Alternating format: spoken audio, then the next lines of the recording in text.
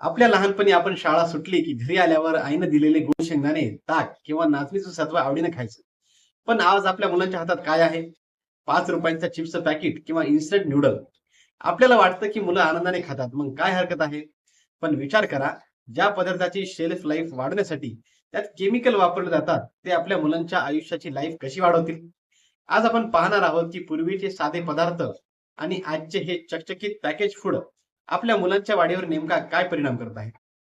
पूर्वी आपण जे खायचो त्यात ताजेपणा असायचा. उदाहरणार्थ, नाचणीचा विचार करा, जी हाडांना प्रचंड मजबूती देते. तुमच्यापैकी अनेकांना आठवत असेल की लहानपणी घरी बनवलेली सुंठवडा किंवा डिंकाचे लाडू आपल्याला ऊर्जा द्यायचे. या उलट आजच्या पॅकेज फूड मध्ये एम्प्टी कॅलरी असतात. म्हणजे काय? तर पोट भरतं, पण शरीराला आवश्यक असणारी प्रथिनं, आयरन किंवा कॅल्शियम मिळत नाहीत. पाकिटातल्या अन्नामध्ये साखरेचं आणि मिठाचं प्रमाण इतकं जास्त असतं, त्यामुळे मुलांना लहान वयातच लठ्ठपणा आणि आळस यासारख्या समस्या जाणवू लागल्या आहेत. दुसरा महत्वाचा फरक म्हणजे प्रिझर्वेटिव्ह आणि कृत्रिम रंग.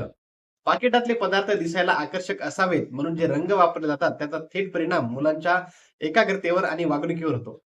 संशोधनातून असं समोर आलंय की पॅकेज फूड जास्त खाणाऱ्या मुलांमध्ये चिडचिडपणा आणि हायपर ऍक्टिव्हिटी जास्त दिसते. आपल्या जुन्या पद्धतीचं जेवण हे औषधासारखं होतं. ताजं दही, घरचं लोणी आणि सुका मेवा यातून मिळणारी बुद्धिमत्ता कोणत्याही महागड्या हेल्थ ड्रिंक म्हणून मिळू शकत नाही.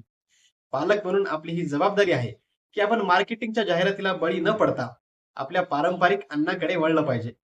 मुलांना बिस्किटाऐवजी घरची चिक्की द्या किंवा फळांचा ज्यूस देण्याऐवजी त्यांना फळं खायला शिकवा. हा बदल एका दिवसात होणार नाही, पण तुमच्या एका पावलामुळे तुमच्या मुलाचं भविष्य निरोगी होऊ शकतं. तुमच्या मुलाला घरचा कोणता पदार्थ सर्वात जास्त आवडतो? कमेंटमध्ये नक्की सांगा. आरोग्याची ही माहिती इतर पालकांसोबत पोहोचण्यासाठी व्हिडिओ शेअर करायला विसरू नका. धन्यवाद.